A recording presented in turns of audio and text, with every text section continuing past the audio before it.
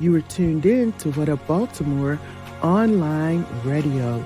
Please note that the views and opinions expressed on this channel are of the host and not of Lady J Media. And don't forget to subscribe to our YouTube channel, What Up Baltimore TV. And if you really don't want to miss any of the shows, hit that notification bell and you'll get a message every time we come on. Now, we got it from here, so sit back, relax, and stay tuned.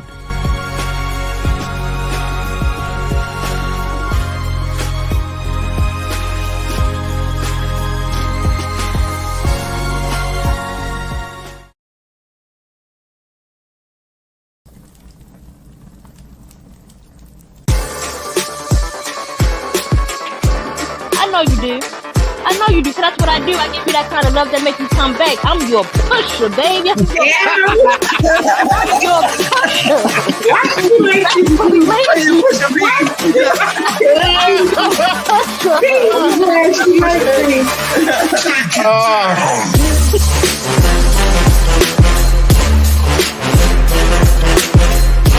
Hey, little black boy, let me holler at you for a minute. I was once in your place, you should respect what I say. Some of the things I'm about to tell you just may save your life in a world where not much is right. Little black boy, you're gonna see and experience all sorts.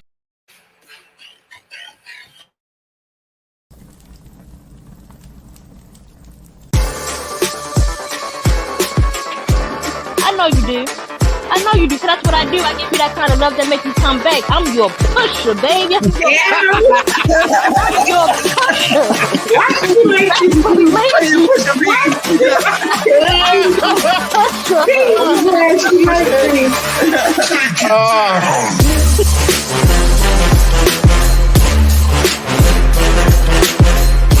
Hey, little black boy, let me holler at you for a minute. I was once in your place, you should respect what I say. Some of the things I'm about to tell you just may save your life in a world where not much is right. Little black boy, you're gonna see and experience all sorts of things, but don't let your mind be locked in a chain.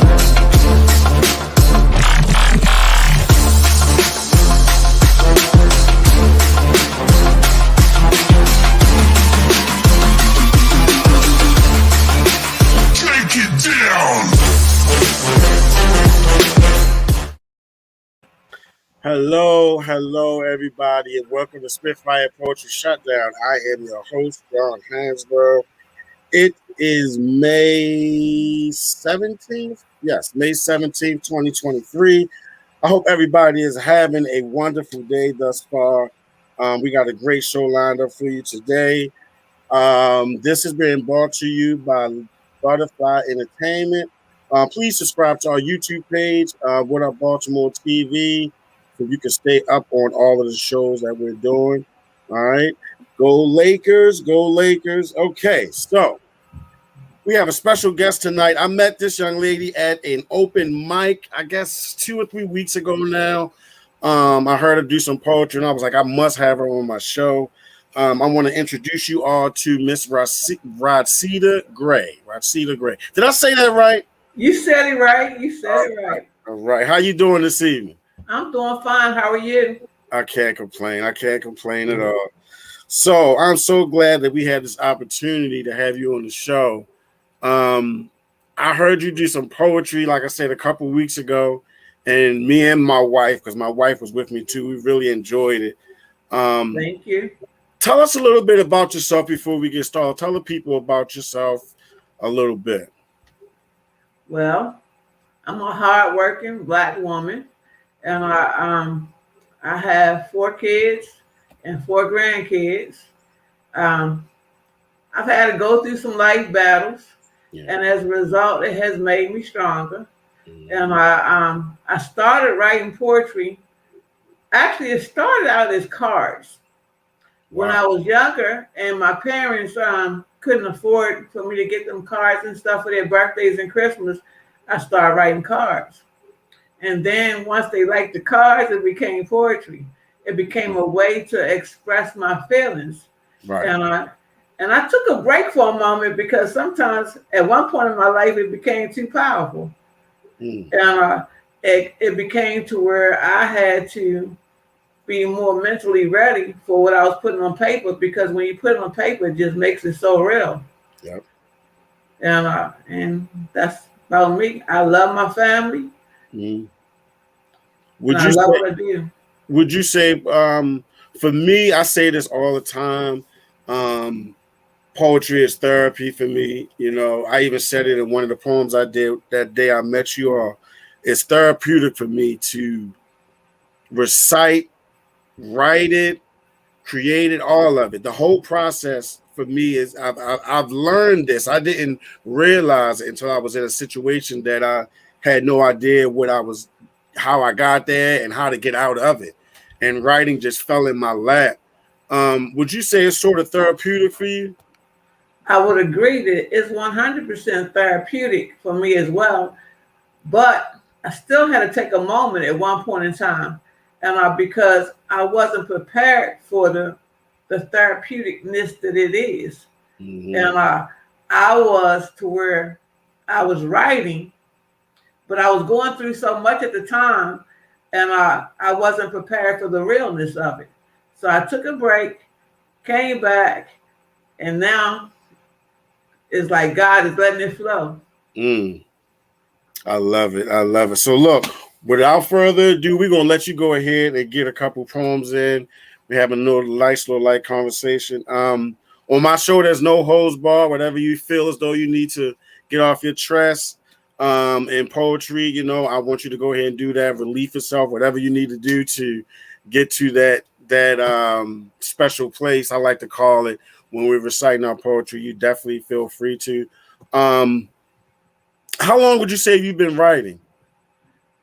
Since I was about 10 years old, but then I took a hiatus for about a good 7 years, like I said, because it was too emotional, and I had to get myself to the point to where I can handle putting the words on the paper, because the words on the paper make it so real, and the passion, you know, is piercing. I love it. I love it. All right, Miss Rodcita, whenever you're ready, you can go ahead and do one of your poems for us. Well, my first poem I'm going to read to you, try to recite a little bit. It's called Proud to Be Black. I love it. I'm proud to be Black. BLACK, Black, that is. And that is a fact. Deep within my skin with the blood that runs through my veins, that came from my forefathers that traveled sea to sea on ships, you see. Living on their back, no, laying on their backs, tied to their necks and foot to foot. Strong Black men, strong Black women. Because of their blood that runs through my veins, I stand tall. My God, my ancestors are strong. So I will rise, I will rise, I will rise. And that's all. Proud to be Black. I love it. I love it. I love it. I love it. I love it. Thank you. What would you say inspired that poem? Seeing everything that's going on in the world today, and seeing how my people are being torn down, when my people are the reason that every other race on this earth has power. Right. And if we hadn't fought for the power, the Mexicans, the Chinese, any of them would not have anything that they have right now. And but they want to put us at the bottom of the totem pole, and I have a problem with that, because we are strong, we're powerful, we're one of the most intelligent people on this earth, and I hate seeing our young boys and young girls thinking less of themselves, and that's basically what that's coming from.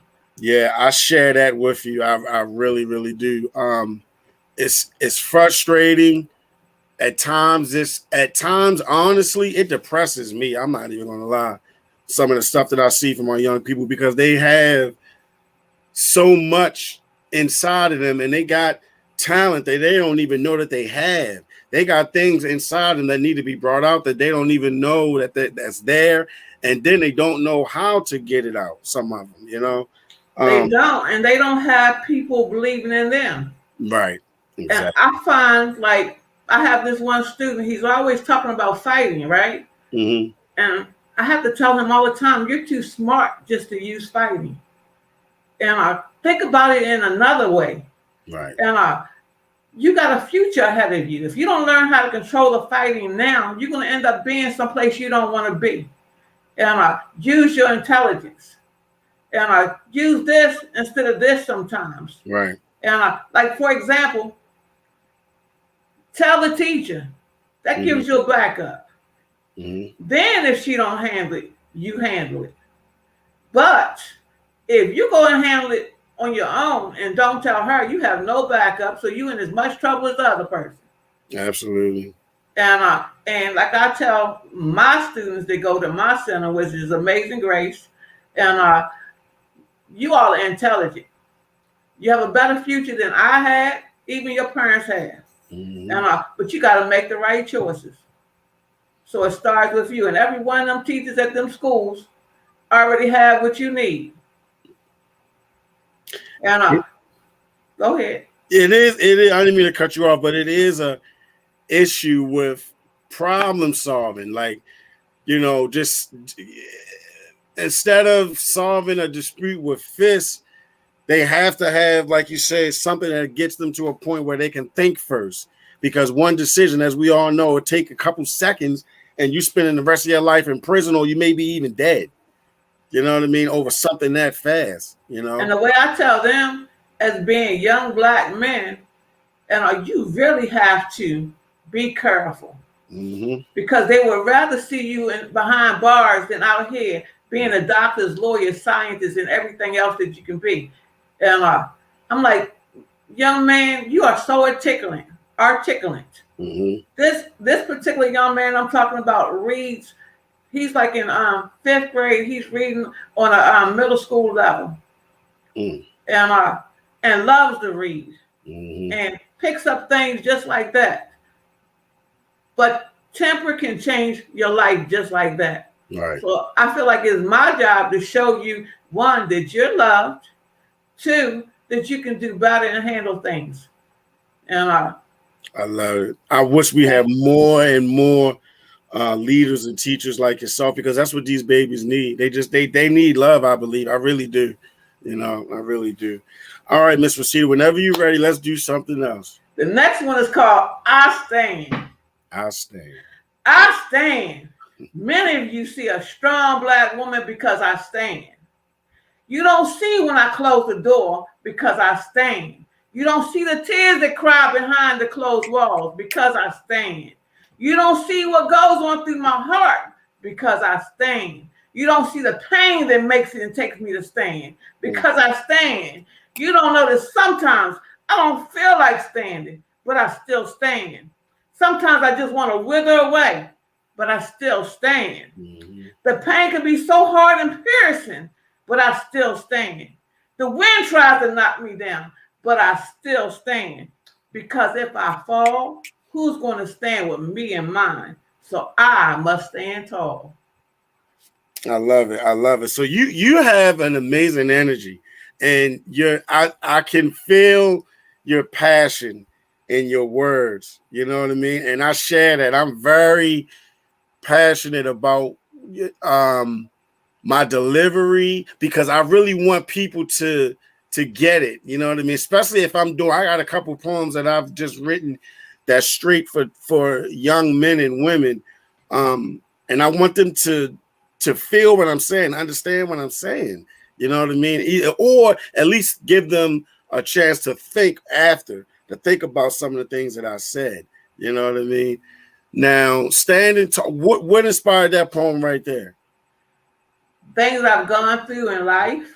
They were designed to knock me down, right, and to lose my faith. And I still stand. And because if I don't stand and show my strength, what do my 4 children have to look forward to? And their father, I was married when I had my 4 children. Their father was not able to complete being in their life.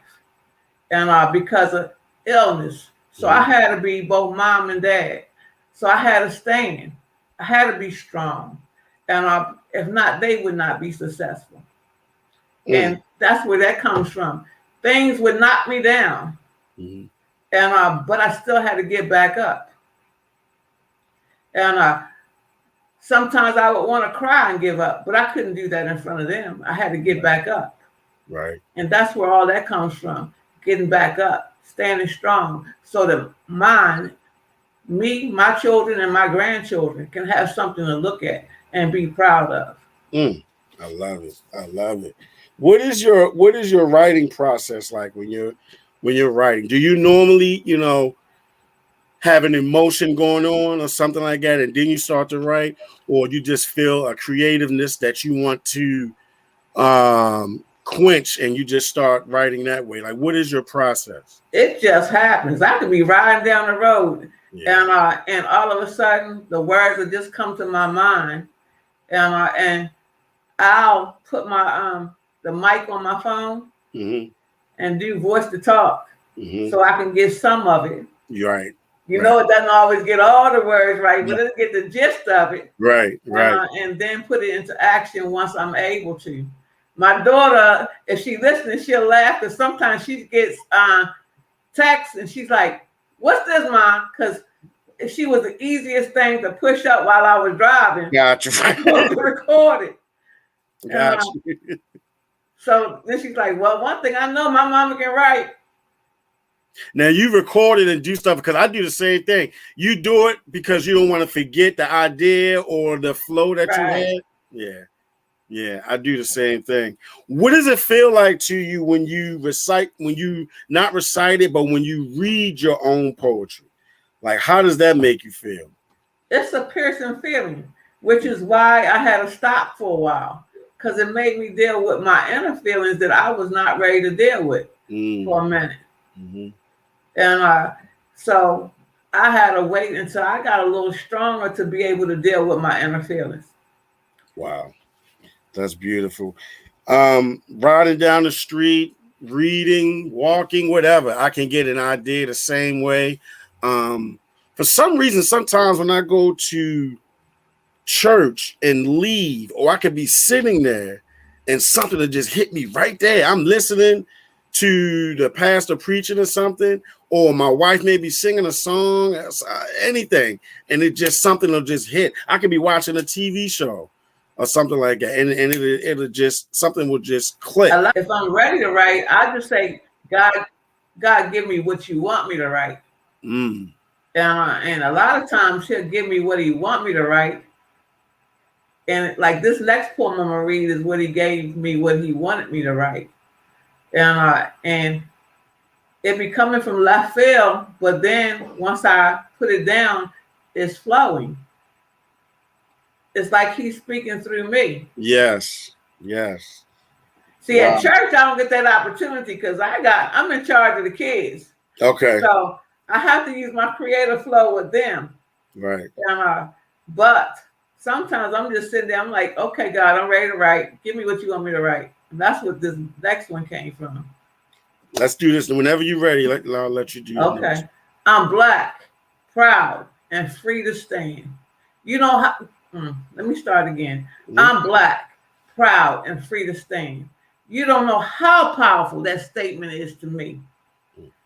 I've been through so many twists and turns in life, not knowing what road to take, for fear falling on my face, and there being no trace of the pain that I've had to taste, because it was laced with guilt as well as His righteousness.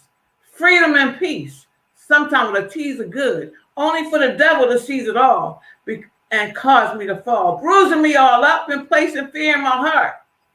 That was me that has me at a standstill, holding me back from the start.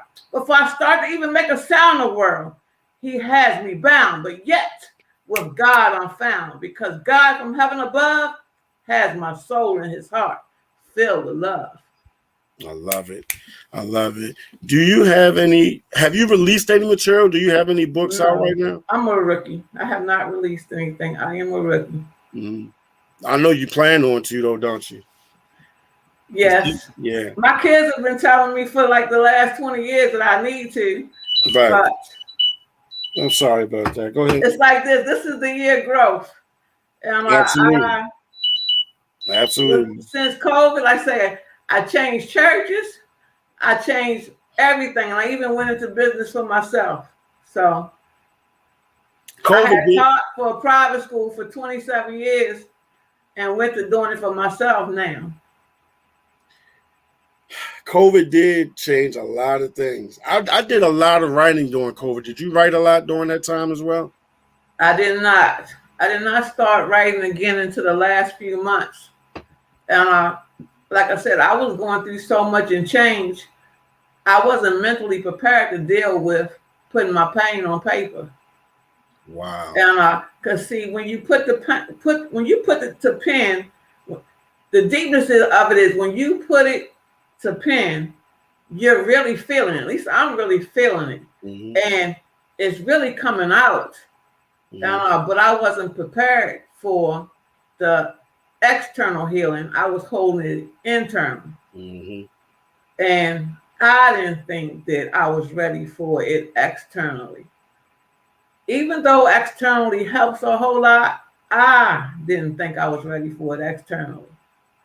Wow. And which is why my kids have told me to write a book, but I haven't written a book yet because I wasn't ready for it externally to deal with it, to be still strong and not crumble and fall with the things that I was going through. It wasn't easy raising 4 kids, having been married and had 4 kids, thinking that you were going to have a partner to raise them with, to having to do it by yourself. And life things that happen along. I always say God can give you a whole bunch of lemons, but thank God he gives you sugar so you can make the best lemonade from it. You got that right. I love it. How long was so you said you just came back to it a few months ago. How long was your hiatus from writing? About 7 years, 5 to 7 years. Didn't pick up a pen at all for 7 years. Didn't pick up a pen. Wow.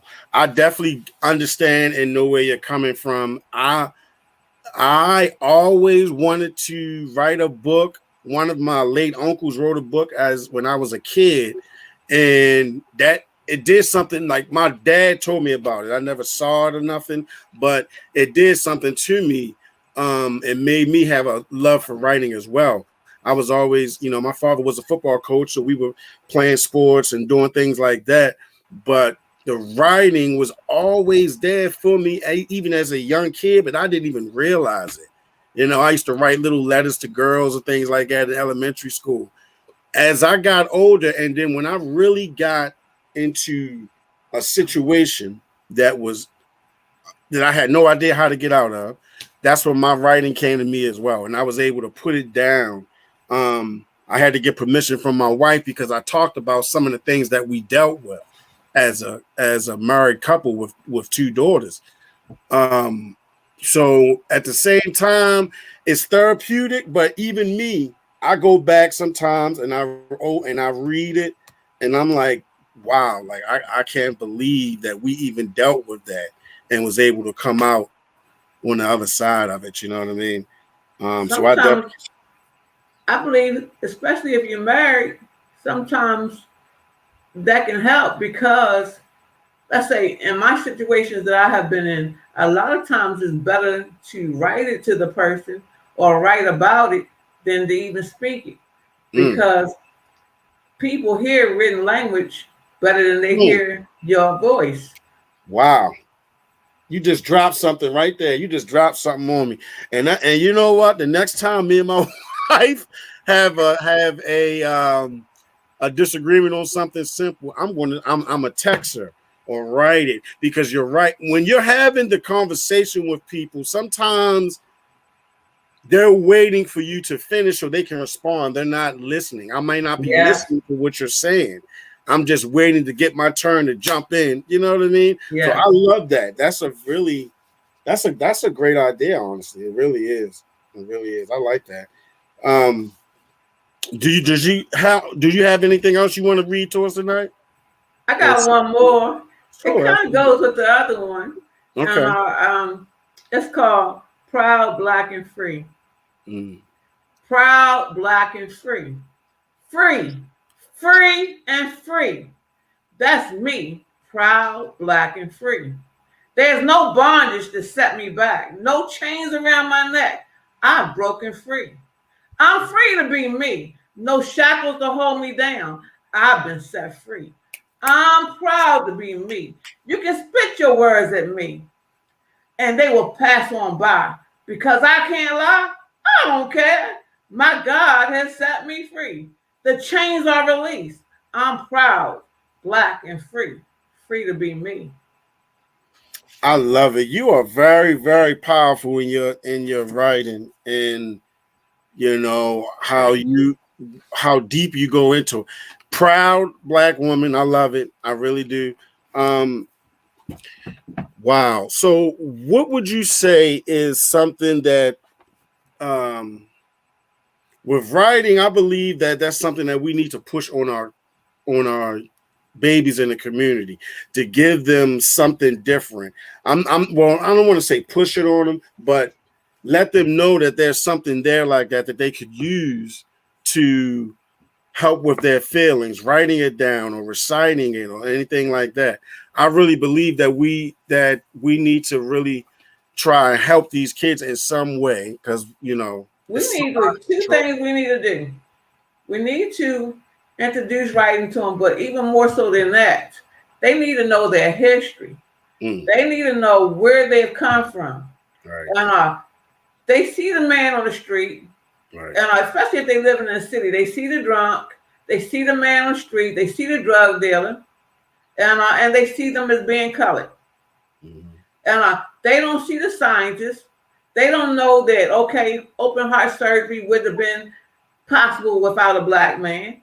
They don't know that the way blood is done wouldn't have been possible without a black man. They don't know that the souls that we walk on wouldn't be possible without a black woman. Central air wouldn't be possible without a black woman. They need to know these things so that they can look beyond what they see on the street. And what I try to do at my center, which is Amazing Grace in Essex and Middle River, and is teach my kids to see beyond what they see on the street. Take them to different places to where they can see what black people are doing is positive. And white people too, but they need to know, especially our black kids need to know and what is out there for them. Right. And it's not about fighting. It's not about trying to get this and trying to get that. It's building your intelligence to the best of what you have and whatever gifts you have. And it's up to us as teachers and daycare providers to be able to mold it and build it. And even if you got to deal with the parents, mold them too, because some of them need help too. And love on them too. Right, right. It's not just the kid. Love on them too. Show them respect too. But also they talk about this thing of respect. And one, you got to give it to get it. One. And you got to respect titles too, though. Respect your elders. Mm-hmm. And that's one thing that I see a lot of our young people and even their parents are falling away from. But they need to get back on it, because that's, to me, what works for my generation. And I had my parents and them not taught me how to respect my elders, I would be nowhere right now. Right. I wouldn't be having raised 4 kids, still owning my own home, and being able to do basically what I want to do, having my own business and things of that sort. That comes from being taught respect, time and place. I wouldn't have it to where my 4 kids took the time to make me a nice video to answer 15 questions about me. And it was all positive and had me smiling. Wow. I love it. Talk to us about your business a little bit. What is it called again? It's called Amazing Grace with Miss Rodcita, and it's located in the Middle River area, not too far from Gerspecks, where I take care of kids from the ages of 2 to the end of elementary school. And basically what I do is during the daytime when the older kids are in school, we have an academic program for our 2-year-olds to 4-year-olds. By the time they're done with my program, if they attend every day, And for that year, they will be speaking a different language, and they will be counting to 100. They will be writing all their letters and beginning to read. And they will be doing basic math problems. My 5-year-old I have right now has been with me for the whole program. When she tests for first grade. And my thing is to have advanced kids so that they also know how to have fun, because we take trips. And they go to everything from the Science Center to Baltimore museums and the Blacks and Whites. Anything, we do fun trips, and we do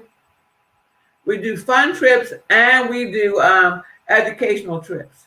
During the summertime, they go swimming 3 times a week. They have 1 day for educational trip, 1 day for fun trip, and they have sports day. But the first half of the day is education, because we don't want the kids to lose what they learned during the school year, during the summertime. So they have like about 1.5 to 2 hours of education. Then they have the rest of the day of fun. You do this all year round? Yes. That is absolutely incredible. I love that. I really do. I love my babies. Yeah. Because, see, they're mine. I heard one person say, well, how can you love them? How can you not? If you have them at least 6 to 10 hours a day, 5 days a week, how can you not? Right. And I've been doing this for now 30 years. 27 where I worked before, and now about 30 years. Wow. I didn't even know that's what you were doing, and that's absolutely incredible. From 2, you can start as low as 2, from 2 to 4. Yes. Wow. In fact, I have one 1-year-old now. He came here not talking. He's talking us up a storm right now. And I like getting a blank surface and filling it up. Yeah. That's the beauty in it. Right. That's like $1 million to be able to say you put that into that person. You loved on them.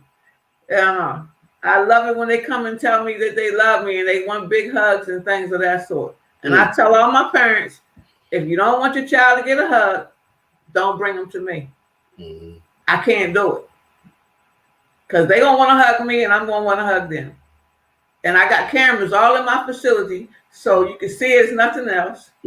Absolutely. But love, the kids need. Right. They fall. They want to be hugged. So I'm supposed to just say, no, you just fell? No, I can't do it. I can feel the energy. You're very special. I can feel the energy from you. And I know that that's something that you love and you're passionate about. I see it all over you.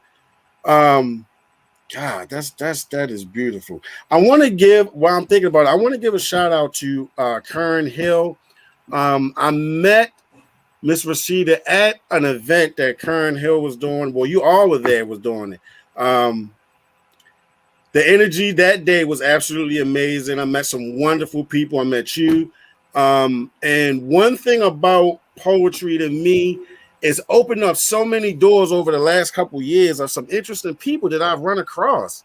Like it's really incredible. So I want to take this time and thank Miss Kern Hill and the Free Ministry and everybody that was involved for that event. That was absolutely amazing. June the 3rd, I will be doing an open mic at Glory Days in Towson. This is free to get in. We're going to be right outside on the patio. It's free to get in. I just want everybody to come have a good time, say some poetry. You know, I call it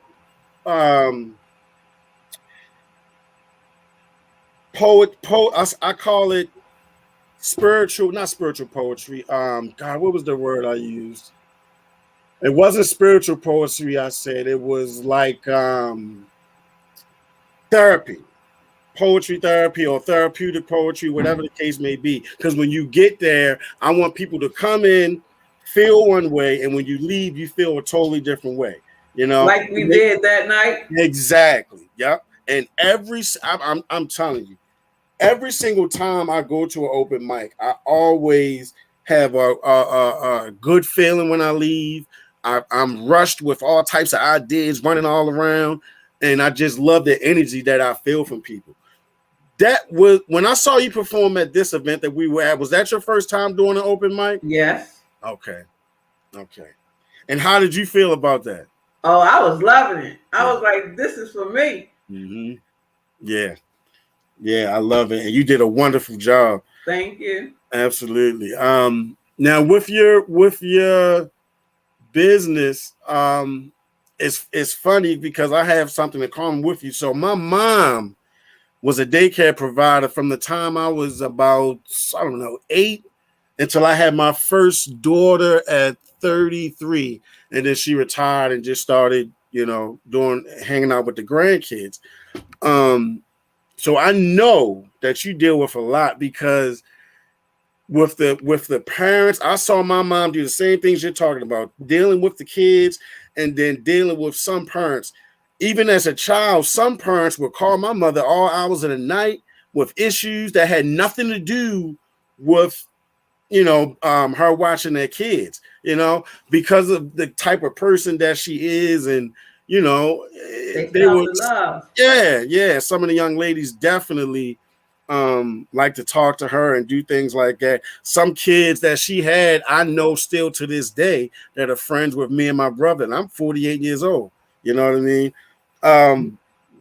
Anybody that wants their child to go to a baseball camp, Bright Futures Fundamentals, and it's going to be out at Owens Mills. It's real reasonable too. And my son and son-in-law and my daughter are putting on this camp along with another group. And just a plug. Yeah, say that again. No, what's the name of it? Bright Futures Fundamentals. Look them up on Facebook. Right. Reasonable, on point, and it's to set our Black kids up for a better future. Because if they go into the sports knowing the fundamentals, they'll do well when they do Little League, and they'll leave Little League and be able to get scholarships and things of that sort. All of this a line that you go through. Yeah. And my daughter, son-in-law, and my son have been coaches for many years. And my daughter coached Gardenville, my son-in-law coached Gardenville, and my son coached Gardenville. And also they work with Middle River and some other areas too with the coaching. And they do an excellent job, but they notice the kids need to learn the basic fundamentals, so why not have a camp? And it's very reasonable. I think right now it's only like $125. If you wait too late, it'll be $175. Okay. Awesome. That sounds absolutely. And it's in the Middle River. They got a top of the line field and everything for the kids. I mean, it's top notch. I'm like, yes, Yeah, I love that. I really do love that. I think she froze for a little bit. I really do love that. As you see, everyone, though, Miss Rodcita is doing a lot. And I love it. I love people. You're active. I think we froze for a second. But you're very active in what you're doing, and I just want to congratulate you, Ms. Rodcita. Really, I really do, because I like the fact that you're doing, and you're not just talking about doing it. You're doing it. You know what I mean? And then a lot of us, and I'm not going to say a lot of us don't do it because some people may not know how to get started or whatever. You know what I mean? But to be able to have it in action and doing it, I commend you, and I know the children love you for what you're doing.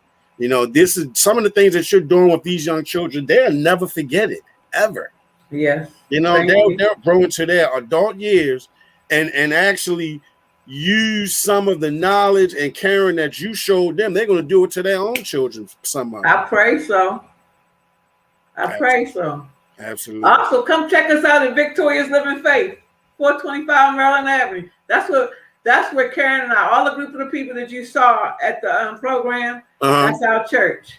Say that address again, and name and address. Victoria's Living Faith, 425 Maryland Avenue in Essex. Gotcha. We have an hour and a half of power. You get there in 9, you're out there by 10:30. What's the hour and a half of power? That's our service. That's how long our church service is. Right. An hour and a half of power. And you said that you teach the children there. You teach them I music. do. I do the children. I teach the children. The children have their own church service. Right. Yeah. So the parents can have their hour and a half of power. The kids have their hour and a half of power. Do you feel like the children give you energy and keep you vibrant? They do. And yeah. It's their love. Yeah. It's the hugs. It's when they get on my van and they be like, Miss Rodcita, I love you. Or I see where they got what I said. They're calmed down. Like, prime example today with a young man. He calmed down and then he started to respect what I was telling him. And you can see he respected what I was telling him. Because I told him like this, I'm having this conversation with you because I love you. I have no problem telling you I love you. And I see that you're too smart for where you're going. I love that. Wow, you just messed me up with that one. I forgot what I was getting ready to say.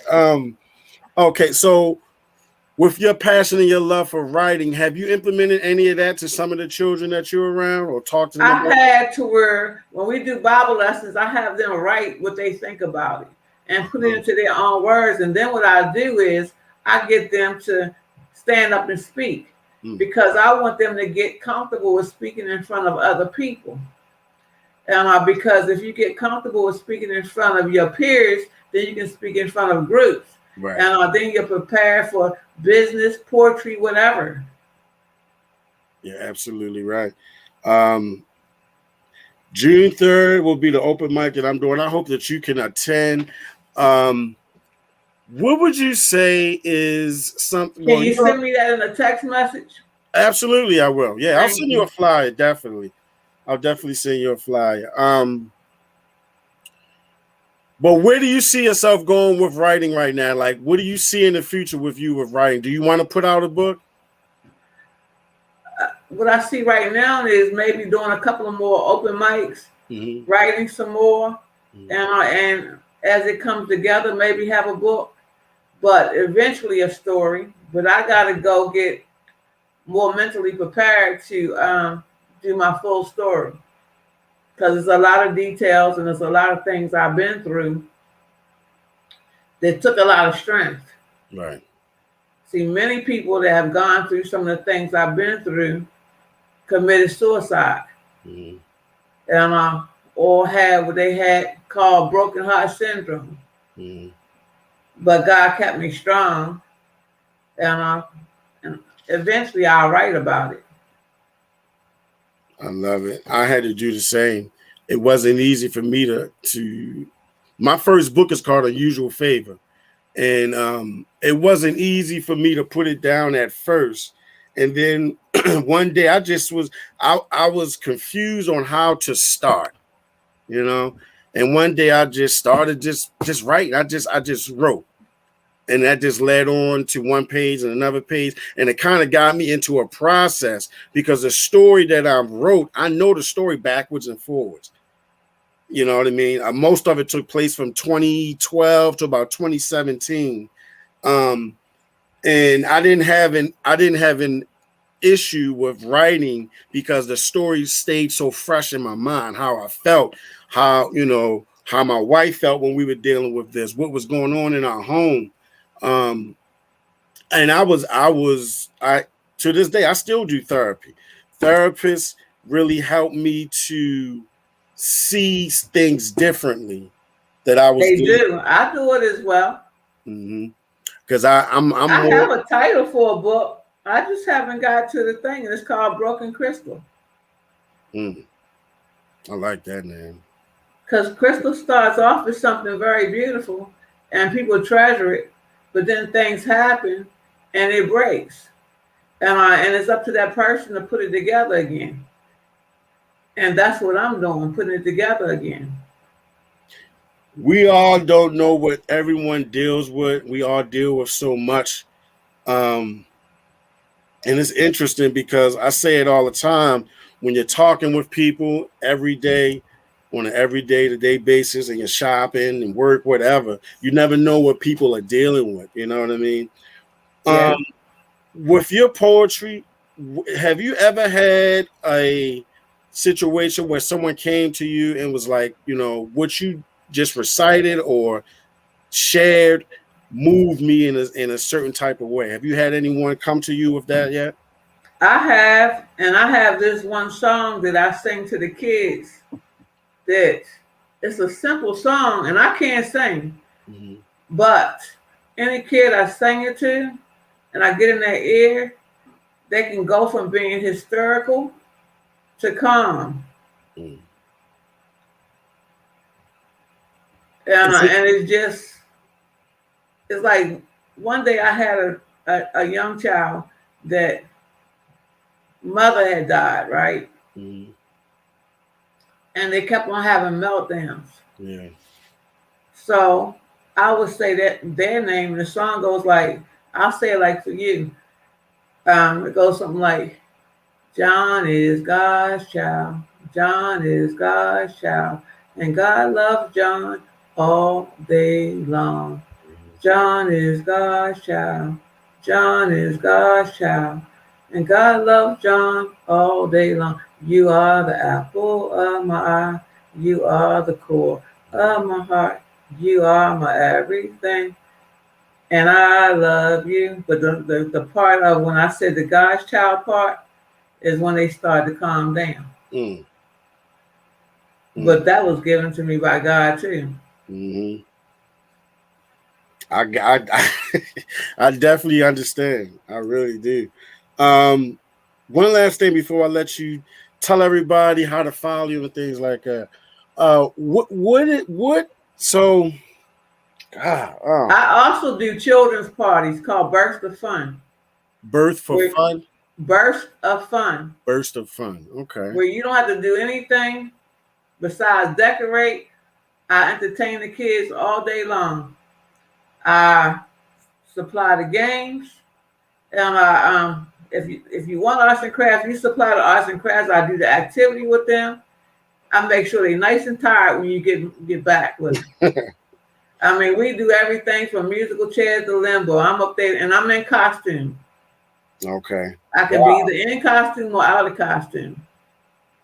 I love it. I love it. And I have them up there dancing and flipping. I get the parents involved. I had the parents doing musical chairs and limbo with their kids. And that's a beautiful thing to see. Turning the traditional party back into action again. Right. I love it. Tell everybody how they can follow you and keep up with you. I'm on Facebook under Cedar Gray. My business is on Facebook under Amazing Grace with Miss Rodcita.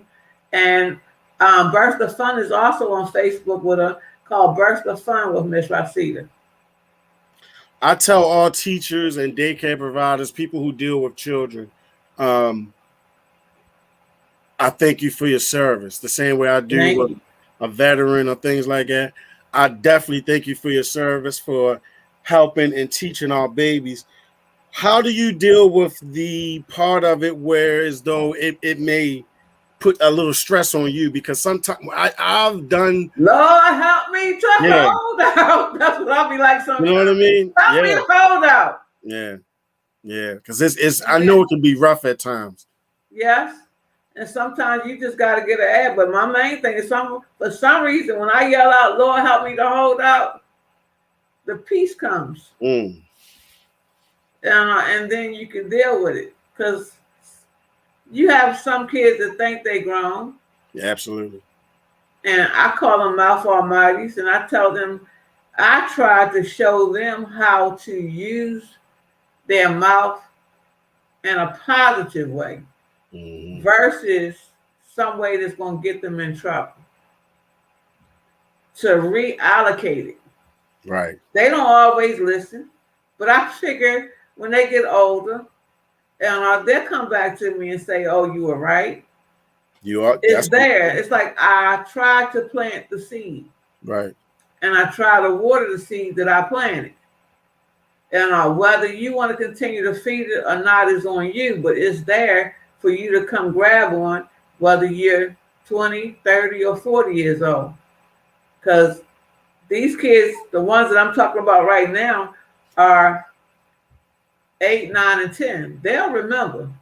Mm-hmm. Because I have kids that I taught 30 years ago. They come back and have bought me their kids. Mm-hmm. Mm-hmm.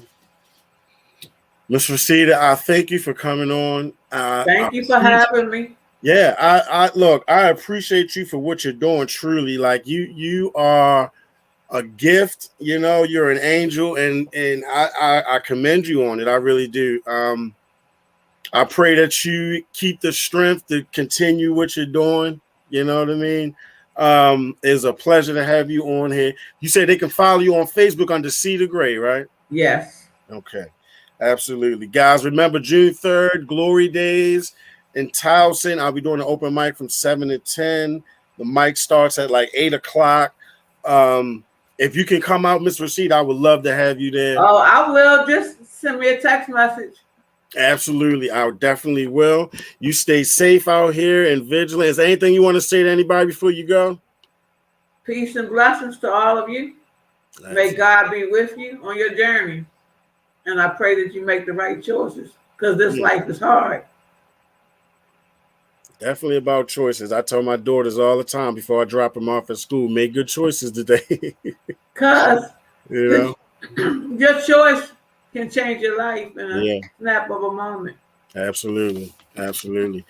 Well, Ms. Rodcita, thank you so much for being on. I got to have you on again. Hopefully, I'll see you in next month in June. I'll definitely send you all the information. Please. Absolutely. Absolutely. Thank you for what you do, all that you do.